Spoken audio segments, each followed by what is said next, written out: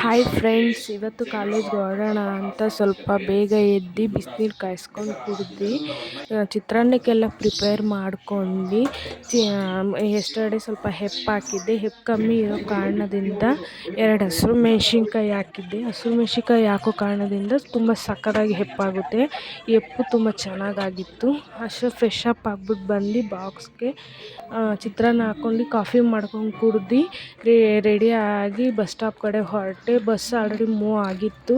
15 minutes wait ಮಾಡಿದೆ. Bus ಬಂತು. Bus ಹತ್ತಿ ಕೂತಿರುವಾಗ ಟೆಂಪೋ ಹಿಂದೆಗಡೆ ರೈತರ ಬಗ್ಗೆ ಒಂದು ಸ್ವಲ್ಪ ಕವನ ಹಾಕಿದ್ರು. ತುಂಬ ಸಕ್ಕತ್ತಾಗಿತ್ತು ಕವನ ಕ್ಯಾಪ್ಚರ್ ಮಾಡ್ಕೊಂಡು ನೆಲಮಂಗಲ ರೀಚ್ ಆದೋ.